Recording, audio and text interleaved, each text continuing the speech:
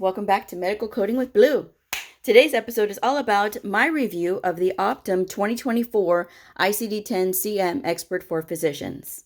If you're brand new to my channel, welcome. I am Blue, I'm a medical coder. Okay guys, so if you've been with my channel for more than 5 minutes, you know how much I love Optum books.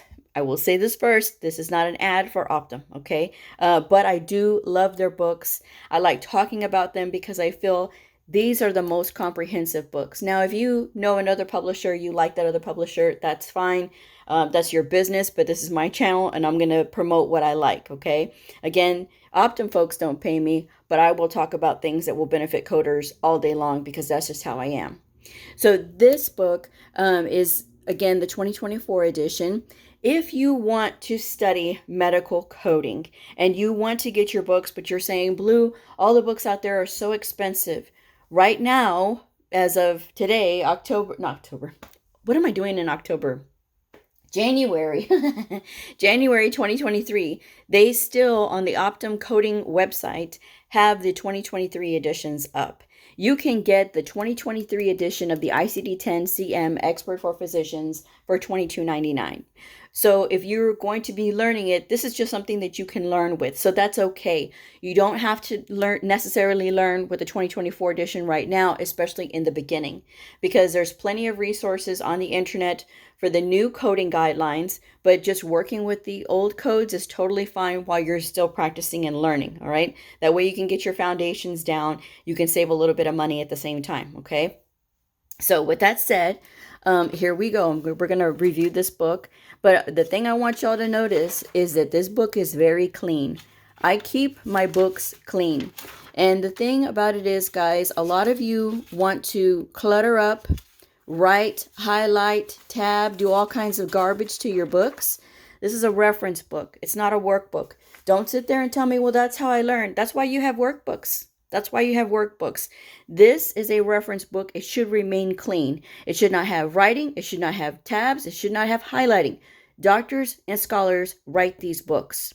You have to learn to use the book and trust the book, because during your exam, you're not going to have time to sit there and look at your notes. Now, if you're already working in the field and you're writing notes, that's something completely different. But this is for when you are going to be preparing yourself for your exam. You need to learn to trust the book. And going through the book and practicing with the book is how you get there, okay? So with that said, here's the table of contents that's standard in any book. How to use the ICD-10-CM Expert for Physicians. It gives you all of the things here that is offered with this Optum book. And then we have what's new for 2024. It gives you all of the new codes and then the revised codes and, you know, what's all covered in this. So then we have the conversion table. So it's going to show you the new code and the old code. So if you have the 2023 edition and you want to see if it's updated, this particular code that you're looking at, you can look here and you'll be able to find it. Pretty neat, huh? Then we have 10 steps to correct coding. This is fantastic, and it is a must read for any medical coding student or any medical coder that needs a refresher. It's okay to admit that sometimes even us veteran coders, we need a refresher sometimes in the proper steps for coding, okay? So that's just something that you all should know. It's right here in this Optum book. So it talks about the steps, the 10 steps that you got to go through. So if you're a new student, again, you need to read this. And it gives you examples. And so when you're looking at these examples, that's going to start to put it into your mind. Don't just automatically assume that it's so overwhelming, you're not going to get it. If you take the time to go through each one of these little scenarios, and you really kind of sit and look at it, and as you're going through and you're following the steps, it's going to become like muscle memory. You're going to be able to remember, okay, this is a step I have to do, and this is a proper way to do it. And maybe you have an instructor right now who is not very helpful to you. You can take the bull by the horns. You can teach yourself, because this is definitely a field where you can teach yourself. It is a lot of self-teaching a lot of the times. And I understand sometimes it gets confusing, but that's when you can reach out and find a mentor or find a tutor. And there's all kinds of information about that in the description box below. So again, follow these steps. so that way you can get a good idea of how to properly go through the steps of finding a code. Then we have the 2024 ICD-10-CM official guidelines for coding and reporting. So this is the 2024. If you're working with a 2023 book, it's going to have the 2023 guidelines in it. The great thing about the internet and CMS.gov, Centers for Medicare and Medicaid Services, they have the updated 2024 ICD-10-CM guidelines you can listen to. If you've followed along on my channel, I've already explained how to do it, but they do have the guidelines there for free that you can download. And of course, again, you can listen to them. And if you watch my videos, you'll know how to do it. But here's the thing. These are the latest guidelines. And it starts here. It talks about like the 4 cooperating parties and all that good stuff, and the history, a little bit of how it goes. But here's all your guidelines. I tell people, especially new medical coding students, this is not negotiable. You have to read all of these guidelines in their entirety throughout your program. Now, I recommend reading the entire guidelines once per week at least, for every week that you're in your program. This way, you're not memorizing the guidelines, but you are going to be very familiar with them. And that's the big deal when it comes to coding. Every person that has told me that they have gone through my independent study program, because I do have that video in the description box below. Every single person that has said they've gone through it, they have listened, and they said, Blue, I read the coding guidelines and I listened to them and I found the time. Like you said, you can find time. Yes, you can. And it's never failed them. And they've passed heavyweight exams like the CCS. So because of this is why I'm going to keep saying it. So if you're not going to follow it, if you don't want to read the coding guidelines, if you're coming up with some excuses every week why you can't do it, why you can't listen, or why you can't read it, that's on you. But prepare to have the consequences of not doing that. Because while you may be able to guess your way through an exam, and let's just say that you're really good at taking tests and you get lucky and you happen to pass, doesn't mean that the testing stops there, folks. Because when you get in the real world, these employers will test you again and again. So having a good idea of reading these coding guidelines is really going to help you, because again, these coding guidelines get updated every single year, and because they do, you don't have to memorize them, but at least you have to have a general idea of where to find the answer, because even employers don't expect everybody to memorize these things. But at least if you know exactly where in the guidelines to go, they're going to know that you are taking this seriously and that you know where to find the answer. So it starts on page 3 and goes all the way to page 32. If you're downloading the one from CMS, it's going to come out to like 120 some odd pages, 122, 123 pages. And it's the same guidelines, guys. It's just a different font. That's all. Okay. And you see we have two columns here. And see, these are all the guidelines. Okay. And you can read this. It's practically doable for reading it over a few days. You definitely don't want to try to read this all in one day, because it is a lot to read in one day. So you can just take a few pages and read that, and then come back the next day and read the rest of the pages.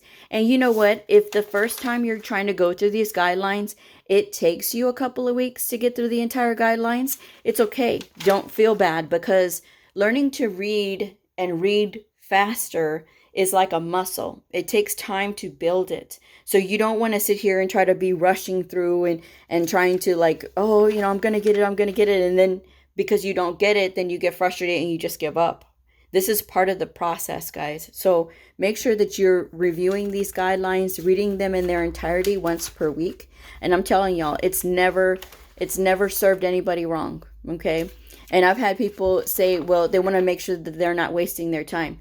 Questions like that are a waste of my time because it is crucial that you understand all of these guidelines. There's all of these chapters and all of these rules to getting the correct codes, because it's not just about looking up the codes in the index and then going to the tabular and confirming.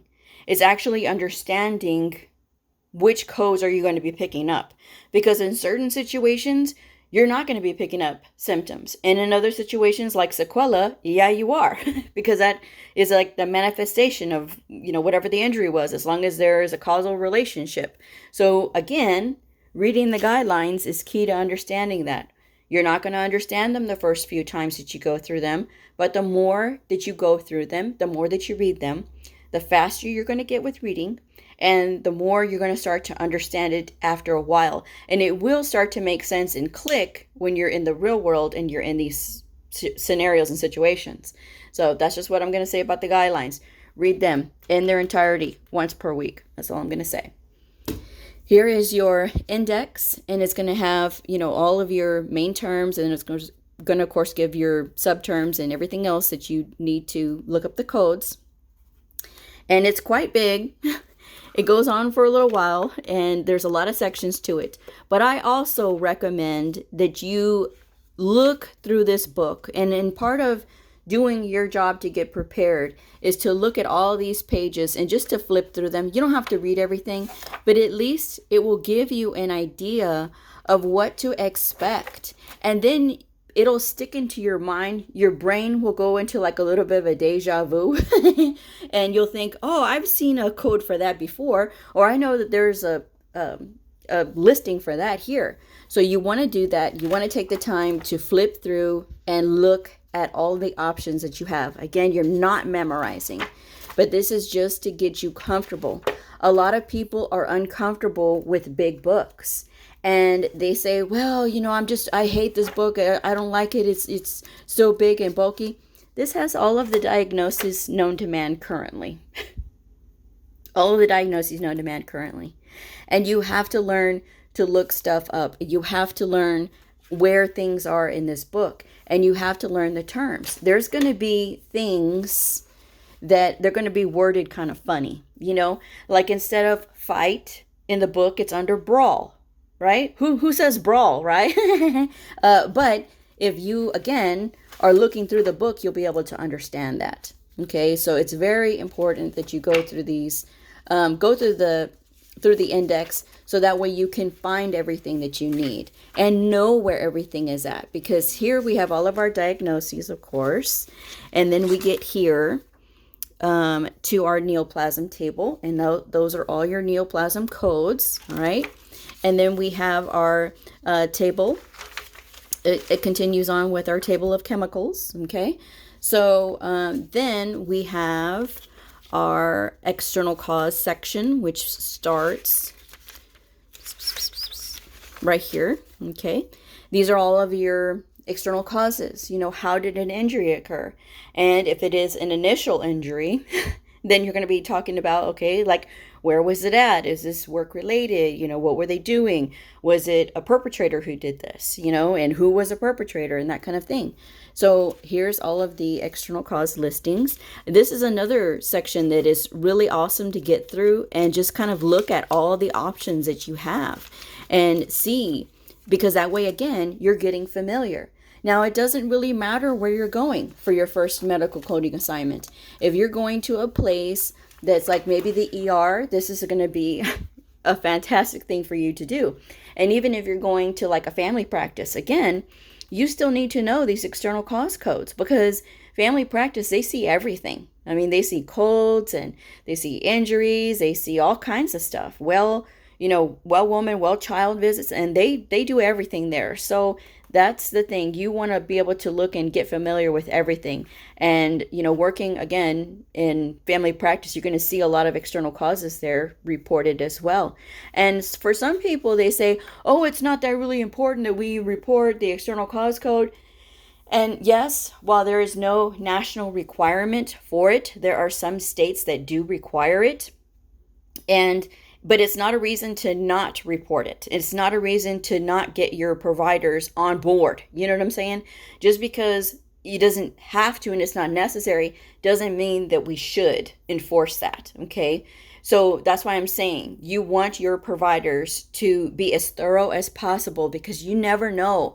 And the fact that we have like things like external cause codes that don't get picked up because coders are too scared to talk to the providers about documenting them, because the provider's going to get mad and they're going to get upset. This is your job. This is your job, and this is what you're supposed to do. And for the same thing for providers, they are required to document as much detail as possible. And we have to make sure that they understand the reason why it's so important. Okay. So that's just all I'm going to say there, because I can get into a whole nother rabbit hole about that. But here we go. So this is what I love about Optum. So Optum, at the beginning of every single chapter, they have the chapter specific guidelines. Not only that, they give you examples. They give you a question, and then they give you the answers, and then they give you the rationale. This is another great practice that you can do. You can cover up the answers, or have somebody in your household that's wants to help you cover up the answers with like a sticky note. So that way you can work through these scenario questions. And so that way it says like sprain of internal collateral ligament, right ankle, and then they talk about the person having HIV as well. So those are the things that they're asking here. You can look them up. You can practice sequencing, because which one would go first, right? And so then it's going to give you the explanation as to why. So these are all of those chapter specific guidelines. And then it's going to give you a little bit more explanations here. And it does this for every single chapter. And like I said, if you are going through this entire book and you practice every single chapter like this, you cover up those answers and you work through that scenario, that's more practice that you can get working with the book. So that way you understand where you may need help, I get very excited. It's going to help you to know where you need help, where specifically your weaknesses are when it comes to looking up diagnosis codes, or maybe it's a sequencing issue. If you practice through all of these, and Optum is the only one that I know of, because I've seen other publishers and their books. I have not seen another publisher do this, as far as give these examples like this. In their books. So again, that's why I say every publisher is different. So if you do that, you're going to get practice through all the chapters. And when you get practice through all the chapters and you keep doing this, it's going to make you more proficient with this book. Okay. So, and you see how I just flipped open to the next chapter and they change colors every chapter. So that's again why I say you don't need to tab these books at all. Okay. You just need to get familiar, get comfortable with these books, work through these scenarios. And again, that's going to help you so much. And it's going to be a little bit of heavy lifting, yes, but that's what you need to do if you really want to be a successful medical coder. And I hear people, they get so excited. They say, well, Blue, I'm so excited. I want to be the best medical coder. And I want to do all these things. And then they're not practicing. They're not practicing. They're not working through these scenarios that are actually in the book itself. And for those of you that want to complain, oh, I don't have all this money to buy all these books. This is the one book that you do have. This is how you can practice using it. I'm just saying, So you go through all of these chapters and you work through all of them. And then you take the time when you're going through and you're working through each chapter. Take the time to flip through each page of that chapter and just look at use additional notes and, anything else that it's telling you. So that way you can put it into your mind. And this is the thing that a lot of people just miss out on, because they just want to look at the big picture of like, oh my gosh, it's so much, rather than just taking it one step at a time and just looking through and practicing like they should. Okay. This is quite a big chapter. The injury, poisonings, and other consequences of external causes. This is a very big chapter. Of course, then you have chapter 20, external causes of morbidity, and that's all of your external cause codes and stuff. So then we have chapter 21, and these are the Z codes. And a lot of people complain about not understanding the Z codes. And again, here's all of the guidelines for this specific chapter. And then there's your questions that you can answer. And it's quite a bit of questions throughout. Look at that. Just pages and pages of questions. So that way, again, this is additional practice that you can have that is a part of your book. Okay. And so then we go back here to the appendixes, which a lot of people tell me every time I do these kinds of videos. A lot of people tell me that they never noticed in the back. Guys, your appendixes is going to give you a lot more information that's going to really help you to understand. Like this one is Appendix A. It's talking about the valid 3-character ICD-10-CM codes. Sometimes you may wonder if a 3-character code is going to be, is that it? Yes. According to this list, these are the ones that are valid 3 characters. And then we have our pharma list here. And it tells you like the name, and then it gives you the code, and then it gives you the classification, and it gives you the indications. And a lot of people get freaked out about pharma, and it's no need. It's right here, and it's part of the book. Okay, so that's what you need to look at and pay attention to, because sometimes you may not know if a certain thing is falling into a certain category, right? And or how do you know what kind of medication it is? Well, this back here will help you. And this is in Appendix B, like in boy.